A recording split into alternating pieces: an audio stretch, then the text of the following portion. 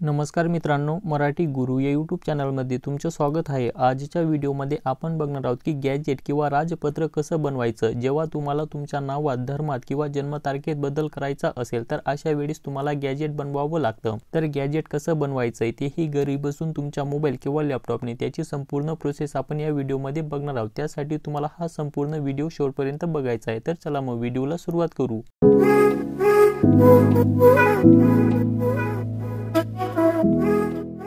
Gadget बनवण्यासाठी किंवा राजपत्र बनवण्यासाठी आपली सरकार पोर्टलवर यायचं आहे। याची लिंक मी व्हिडिओच्या डिस्क्रिप्शन बॉक्समध्ये देऊन देईल। सिंपली तुम्ही तिथून क्लिक केल्यानंतर या पेजवरती याल। या वेबसाईटवर आल्यानंतर आपली सरकार पोर्टलवरून तुम्हाला कुठलंही डॉक्युमेंट काढायचं असेल किंवा लायसन काढायचं असेल तर आधी तुम्हाला इथं रजिस्ट्रेशन करावं लागेल। त्यानंतरच तुम्ही इथून कुठल्याही डॉक्युमेंटसाठी ॲप्लिकेशन करू शकतात। रजिस्ट्रेशन करण्याआधी ज्या व्यक्तीचं वय 18 वर्षापेक्षा कमी असेल त्या व्यक्तीची जन्मतारीख टाकताना तुम्हाला डुप्लिकेट जन्मतारीख टाकायची जी की 18 वर्षापेक्षा जास्त असेल। नंतर या जन्मतारखेत आपल्याला बदल करता येणार आहे आणि ज्या व्यक्तीचं वय 18 वर्षापेक्षा जास्त असेल तर त्यांची जी जन्मतारीख असेल ती जन्मतारीख तुम्हाला टाकायची आहे। तर रजिस्ट्रेशन करण्यासाठी न्यू यूजर रजिस्टर या ऑप्शनवरती क्लिक करायचं आहे। न्यू यूजर रजिस्टर ऑप्शनवरती क्लिक केल्यानंतर तुमच्या समोर दोन ऑप्शन दिसतील, ऑप्शन 1 आणि ऑप्शन 2। तर इथं तुम्हाला ऑप्शन 1 वरती टिक करायचं आहे। त्यानंतर खाली स्क्रॉल करायचं आहे। खाली स्क्रॉल केल्यानंतर तुमचा जिल्हा सिलेक्ट करायचा आहे, मोबाईल नंबर टाकायचा आहे आणि सेंड ओटीपी ऑप्शन वरती क्लिक करायचं आहे। त्यानंतर तुमच्या मोबाईल नंबरवर एक ओटीपी येईल, तो ओटीपी तुम्हाला इथं एंटर करायचं आहे आणि इथं युजरनेम टाकायचं। युजरनेम टाकल्यानंतर ते अवेलेबल आहे की नाही ते तुम्हाला इथून चेक करायचं आहे।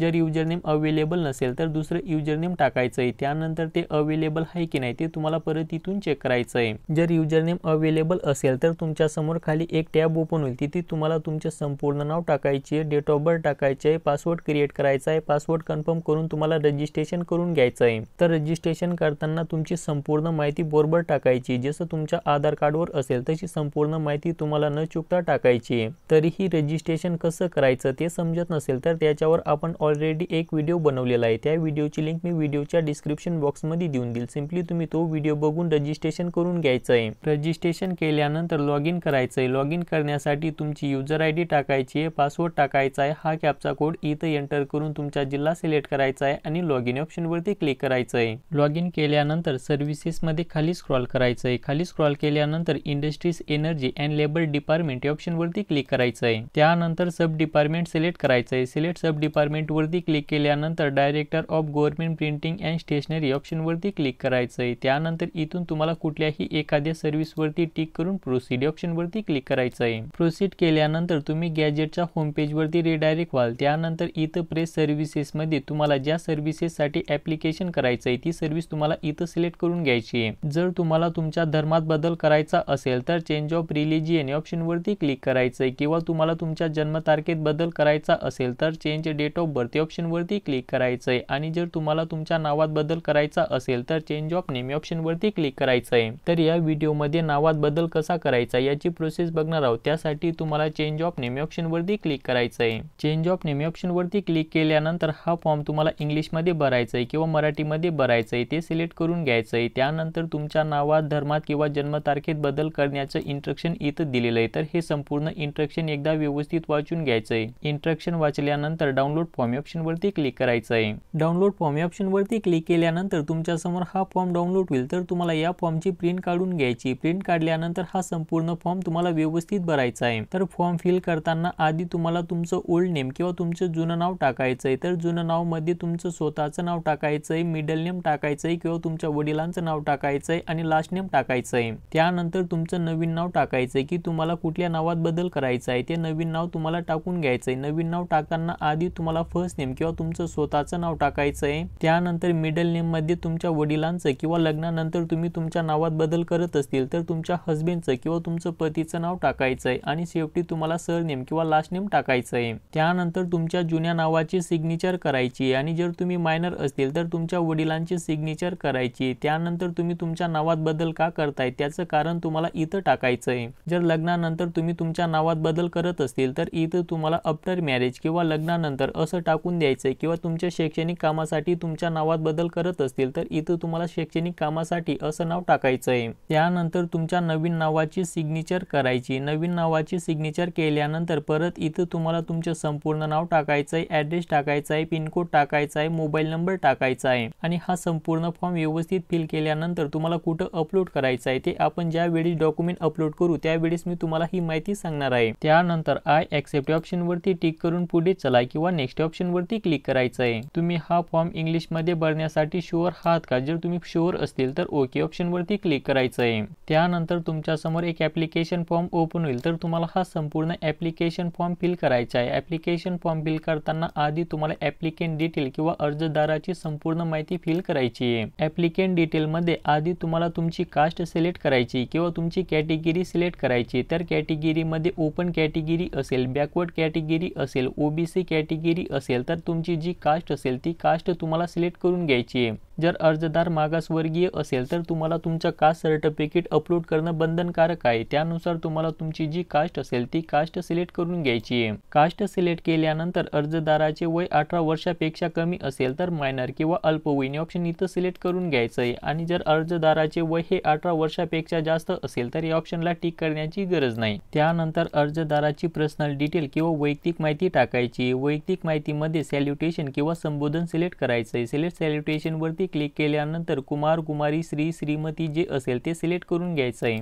त्यानंतर तुमचं संपूर्ण नाव हे इंग्लिशमध्ये ऑटोमॅटिकली आलेलं आहे, तसेच मराठीमध्येही ऑटोमॅटिकली आलेलं आहे। तुम्ही रजिस्ट्रेशन करताना हे फिल केलेलं होतं म्हणून ते इथं ऑटोमॅटिकली आलेलं आहे। डेट ऑफ बर्थ किंवा तुमची जन्मतारीख टाकायची। जर व्यक्ती मायनर असेल तर रजिस्ट्रेशन करताना तुम्ही जी डुप्लिकेट जन्मतारीख टाकलेली होती ती तुम्हाला इथं ओरिजिनल जन्मतारीख तुमची सिलेक्ट करून घ्यायची आहे। आणि व्यक्ती जर सर्वसाधारण असेल म्हणजेच व्यक्तीचे वय 18 वर्षापेक्षा जास्त असेल तर तुमची जी जन्मतारीख असेल ती जन्मतारीख तुम्हाला या कॅलेंडर मधून सिलेक्ट करून घ्यायची आहे। जन्मतारीख एंटर केल्यानंतर एज किंवा वय ऑटोमॅटिकली येऊन जाईल। तसेच तुमचं जेंडर असेल, मोबाईल नंबर असेल, हा मोबाईल नंबर ही ऑटोमॅटिकली आलेला आहे। लँडलाईन नंबर किंवा दूरध्वनी क्रमांक एंटर करण्याची गरज नाही, हे ऑप्शनल आहे, इथं नाही पण फिल केलं तरी चालेल। त्यानंतर तुमचा संपूर्ण पत्ता या बॉक्स मध्ये टाकायचा आहे। तुमची ईमेल आयडी टाकायची। आधार नंबर एंटर करण्याची गरज नाही, हे ऑप्शनल आहे, इथं नाही पण फिल केलं तरी चालेल। त्यानंतर तुमच्या डिस्ट्रिक्ट किंवा जिल्हा सिलेक्ट करायचा आहे, तालुका सिलेक्ट करायचा आहे, तुमचं गाव सिलेक्ट करायचं आहे आणि पिनकोड टाकायचा आहे। पिनकोड टाकल्यानंतर तुमची कास्ट किंवा जात सिलेक्ट करायची आहे। सिलेक्ट कास्ट वरती क्लिक केल्यानंतर तुमची जी कास्ट असेल ती कास्ट सिलेक्ट करून घ्यायची। कास्ट मध्ये SBC, ST, VG, SC, NT तर तुमची जी कास्ट असेल ती कास्ट सिलेक्ट करून घ्यायची। त्यानंतर तुमचं जुनं नाव टाकायचं आहे। जुनं नाव मध्ये आधी तुम्हाला फर्स्ट नेम टाकायचं आहे, मिडल नेम टाकायचं आहे आणि लास्ट नेम टाकायचं आहे। जुनं नाव टाकल्यानंतर नवीन नाव टाकायचं आहे। तुम्हाला ज्या नावात बदल करायचा आहे ते नाव टाकून घ्यायचं आहे। नवीन नाव टाकताना आधी तुम्हाला फर्स्ट नेम टाकायचं आहे, त्यानंतर मिडल नेम टाकायचं आहे। मिडल नेम मध्ये तुम्हाला तुमच्या वडिलांचं किंवा लग्नानंतर तुम्ही तुमच्या नावात बदल करत असतील तर तुमच्या मिस्टरचं किंवा तुमच्या हस्बंडचं नाव टाकायचं आहे। त्यानंतर लास्ट नेम टाकायचं आहे। लास्ट नेम टाकल्यानंतर तुम्ही तुमच्या नावात का बदल करताय त्याचं कारण तुम्हाला इथं टाकायचं आहे। जर लग्नानंतर तुम्ही तुमच्या नावात बदल करत असतील तर आफ्टर मॅरेज असं टाकायचं आहे, किंवा शैक्षणिक कामासाठी तुमच्या नावात बदल करायचा असेल तर शैक्षणिक कामासाठी असं नाव तुम्हाला इथं टाकायचं आहे। त्यानंतर ॲग्रीमेंट द्यायची। ॲग्रीमेंट मध्ये आय ॲक्सेप्ट या ऑप्शन वरती टिक करून प्रोसीड किंवा पुढे चला ऑप्शन वरती क्लिक करायचं आहे।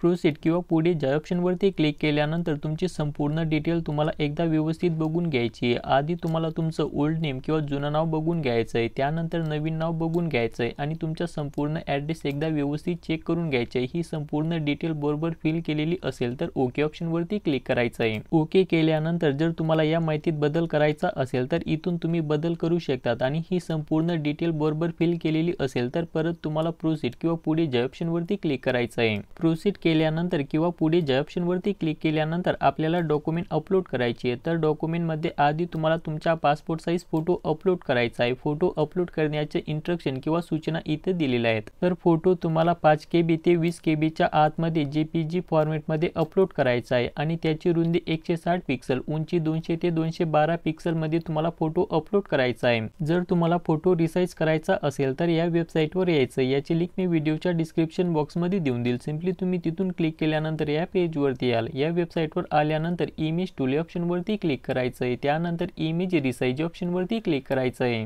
इमेज रिसाइज ऑप्शनवरती क्लिक केल्यानंतर सिलेक्ट इमेज ऑप्शनवरती क्लिक करायचं आहे। त्यानंतर तुम्हाला जो फोटो रिसाइज करायचा असेल तो फोटो सिलेक्ट करून घ्यायचा आहे आणि ओपन ऑप्शनवरती क्लिक करायचं आहे। ओपन केल्यानंतर रुंदीमध्ये 160 पिक्सल टाकायचं आहे आणि उंचीमध्ये 210 पिक्सल टाकून रिसाइज इमेज ऑप्शनवरती क्लिक करायचं आहे। रिसाइज इमेज ऑप्शनवरती क्लिक केल्यानंतर या फोटोची साईज 5.18 KB आहे। जर तुम्हाला याची KB वाढवायची असेल तर इथून तुम्हाला क्वालिटी वाढवायची आहे। त्यानंतर अप्लाय ऑप्शनवरती क्लिक करायचं आहे। अप्लाय ऑप्शनवरती क्लिक केल्यानंतर हा फोटो 10.11 KB मध्ये कन्वर्ट झालेला आहे। त्यानंतर डाउनलोड ऑप्शनवरती क्लिक करून हा फोटो डाउनलोड करून घ्यायचा आहे। फोटो डाउनलोड केल्यानंतर इथं आपल्याला फोटो अपलोड करायचा आहे। फोटो अपलोड करण्यासाठी चूज फाइल ऑप्शनवरती क्लिक करायचं आहे। त्यानंतर इथे तुम्हाला तुमचा फोटो सिलेक्ट करायचा आहे आणि ओपन ऑप्शनवरती क्लिक करायचं आहे। ओपन केल्यानंतर आपला पासपोर्ट साइज फोटो हा सक्सेसफुली अपलोड झालेला आहे। त्यानंतर तुम्हाला इतर डॉक्युमेंट अपलोड करायची। इतर डॉक्युमेंट अपलोड करण्याचे इंस्ट्रक्शन इथं दिलेलं आहे। तर डॉक्युमेंट तुम्ही JPG किंवा PDF फाइल मध्ये अपलोड करायचं आहे। जर डॉक्युमेंट तुम्ही JPG फॉर्मॅट मध्ये अपलोड करत असतील तर त्याची साईज 100 KB च्या आतमध्ये ठेवायची आणि जर डॉक्युमेंट तुम्ही PDF फाइल मध्ये अपलोड करत असतील तर त्याची साईज 500 KB च्या आतमध्ये ठेवायची आहे। डॉक्युमेंट मध्ये आधी तुम्हाला एक आयडेंटिटी प्रूफ अपलोड करायचं आहे। आयडेंटिटी प्रूफ मध्ये तुमच्याकडे आधार कार्ड असेल, पॅन कार्ड असेल, पासपोर्ट असेल, ड्रायव्हिंग लायसन्स असेल किंवा वोटिंग कार्ड असेल तर यापैकी कुठलंही एक डॉक्युमेंट अपलोड करायचं आहे। तर इथं मी आधार कार्ड अपलोड करणार आहे। त्यासाठी आधार कार्ड ऑप्शनवरती क्लिक करायचं आहे। त्यानंतर चूज फाइल ऑप्शनवरती क्लिक करायचं आहे आणि इथं तुम्हाला तुमचं आधार कार्ड सिलेक्ट करून घ्यायचं आहे। आधार कार्ड सिलेक्ट केल्यानंतर ओपन ऑप्शनवरती क्लिक करायचं आहे। ओपन केल्यानंतर इथं तुम्ही बघू शकता की आधार कार्ड ही सक्सेसफुली अपलोड झालेलं आहे। त्यानंतर एक ॲड्रेस प्रूफ अपलोड करायचं आहे। ॲड्रेस प्रूफ मध्ये तुमच्याकडे आधार कार्ड असेल, इलेक्ट्रिसिटी बिल असेल किंवा रेशन कार्ड असेल यापैकी कुठलंही एक डॉक्युमेंट अपलोड करायचं आहे। तर इथं ॲड्रेस प्रूफ म्हणून तुम्हाला तुमचं रेशन कार्ड अपलोड करायचं आहे। रेशन कार्ड अपलोड करण्यासाठी रेशन कार्ड वरती टिक करायचं आहे। त्यानंतर चूज फाइल ऑप्शन वरती क्लिक करायचं आहे आणि इथं तुम्हाला तुमचं रेशन कार्ड सिलेक्ट करून घ्यायचं आहे। रेशन कार्ड सिलेक्ट केल्यानंतर ओपन ऑप्शन वरती क्लिक करायचं आहे।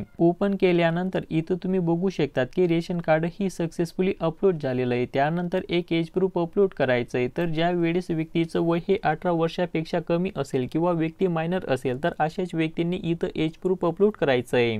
एज प्रूफ मध्ये तुमच्याकडे बर्थ सर्टिफिकेट असेल किंवा LC असेल किंवा बोनाफाईड असेल तर यापैकी कुठलंही एक डॉक्युमेंट अपलोड करायचं आहे। त्यानंतर तुम्ही मागासवर्गीय मधून किंवा बॅकवर्ड कॅटेगरी मधून ऍप्लिकेशन केलेलं असेल तर तुम्हाला कास्ट सर्टिफिकेट अपलोड करणं बंधनकारक आहे। तर इथं तुम्हाला तुमचं कास्ट सर्टिफिकेट अपलोड करून घ्यायचं आहे। कास्ट सर्टिफिकेट अपलोड करण्यासाठी कास्ट सर्टिफिकेट या ऑप्शन वरती क्लिक करायचं आहे। त्यानंतर चूज फाइल ऑप्शन वरती क्लिक करायचं आहे आणि इथं तुमचं कास्ट सर्टिफिकेट सिलेक्ट करून ओपन ऑप्शन वरती क्लिक करायचं आहे। ओपन केल्यानंतर इथं तुम्ही बघू शकता की आपलं कास्ट सर्टिफिकेट ही सक्सेसफुली अपलोड झालेलं आहे। तर अशा पद्धतीने तुम्हाला तुमची सर्व डॉक्युमेंट अपलोड करून घ्यायची आहेत। त्यानंतर लीगल डॉक्युमेंट अपलोड करायचं आहे। तर लीगल डॉक्युमेंट तुम्हाला कंपल्सरी व्यवस्थित अपलोड करायचं आहे। जर तुम्ही लग्नानंतर तुमचा नावात बदल करत असतील तर मॅरेज सर्टिफिकेट अपलोड करायचं आहे आणि जर तुमच्याकडे मॅरेज सर्टिफिकेट नसेल तर ॲफिडेविट तुम्हाला कंपल्सरी अपलोड करावं लागणार आहे। त्यानंतर लिव्हिंग सर्टिफिकेट किंवा शाळा सोडल्याचा दाखला अपलोड करायचा आहे किंवा तुमचं बर्थ सर्टिफिकेट अपलोड करायचं आहे। तर लीगल डॉक्युमेंट मध्ये 4 डॉक्युमेंट पैकी एक डॉक्युमेंट तुम्हाला कंपल्सरी अपलोड करावं लागणार आहे। त्यानंतर ॲप्लिकेशन फॉर्म अपलोड करायचा आहे। ॲप्लिकेशन फॉर्म मध्ये स्टार्टिंग मध्ये जो आपण ॲप्लिकेशन फॉर्म डाउनलोड केला त्या फॉर्मची प्रिंट काढून हा संपूर्ण फॉर्म व्यवस्थित फिल करून तुम्हाला ॲप्लिकेशन फॉर्म मध्ये अपलोड करायचा आहे। ॲप्लिकेशन फॉर्म अपलोड केल्यानंतर अपलोड डॉक्युमेंट ऑप्शन वरती क्लिक करायचं आहे।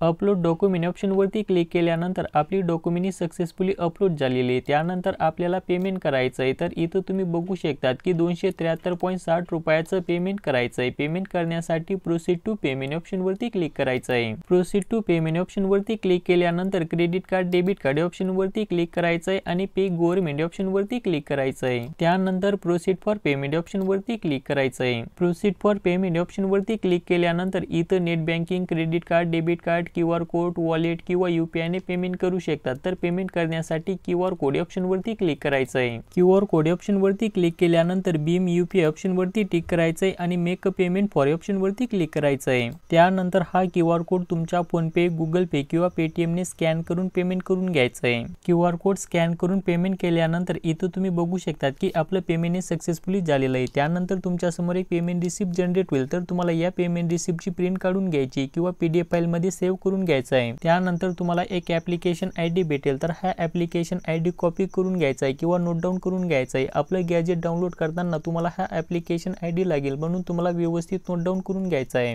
पेमेंट केल्यानंतर 8 ते 10 दिवसांनी तुम्हाला तुमचं गॅजेट डाउनलोड करण्यासाठी egadget.mahaonline.gov.in या वेबसाईटवर यायचं। याची लिंक मी व्हिडिओच्या डिस्क्रिप्शन बॉक्समध्ये देऊन देईल। सिंपली तुम्ही तिथून क्लिक केल्यानंतर या पेजवरती याल। या वेबसाईटवर आल्यानंतर सर्व्हिस सिलेक्ट करायची। सिलेक्ट सर्व्हिसवरती क्लिक केल्यानंतर जर तुम्ही तुमच्या धर्मात बदल केलेला असेल तर चेंज इन रिलिजियन या ऑप्शनवरती क्लिक करायचं आहे आणि जर तुम्ही तुमच्या नावात बदल केलेला असेल तर चेंज इन नेम या ऑप्शनवरती क्लिक करायचं आहे आणि जर तुम्ही तुमच्या डेट ऑफ बर्थ मध्ये बदल केलेला असेल तर change of date of birth या ऑप्शनवरती क्लिक करायचं आहे। त्यानंतर ॲप्लिकेशन ID एंटर करायची आहे। तर आपण जो ॲप्लिकेशन ID कॉपी केला किंवा नोट डाऊन केला तो ॲप्लिकेशन ID तुम्हाला इथं एंटर करून सर्च ऑप्शनवरती क्लिक करायचं आहे। सर्च ऑप्शनवरती क्लिक केल्यानंतर इथं तुम्ही बघू शकतात की आपले ॲप्लिकेशन सक्सेसफुली अप्रूव्हल झालेलं आहे। तर गॅजेट अप्रूव्ह झाल्यानंतर 2 ते 3 दिवसांनंतर तुम्हाला तुमचं गॅजेट डाउनलोड करायचं आहे। गॅजेट डाउनलोड करण्यासाठी व्ह्यू गॅजेट या ऑप्शनवरती क्लिक करायचं आहे। व्ह्यू गॅजेट या ऑप्शनवरती क्लिक केल्यानंतर तुमच्या समोर अशा पद्धतीचं गॅजेट ओपन होईल। तर गॅजेटची प्रिंट काढताना पहिलं पेजची प्रिंट काढायची आणि ज्या पेजवर तुमचं नाव असेल ते दुसरं पेज काढायचं आहे। फक्त तुम्हाला इथं 2 पेजची प्रिंट काढायची आहे। तर परत एकदा सांगतो की गॅजेटची प्रिंट काढताना जे पहिलं पेज असेल ते पहिलं पेजची प्रिंट काढायची आणि ज्या पेजवर तुमचं नाव असेल ते दुसरं पेज, असे 2 पेज तुम्हाला प्रिंट करायची आहेत। या 2 पेजची प्रिंट काढल्यानंतर तुम्हाला तुमचं गॅजेट जिथं यूज करायचं असेल तिथं तुम्ही तुमचं गॅजेट यूज करू शकतात।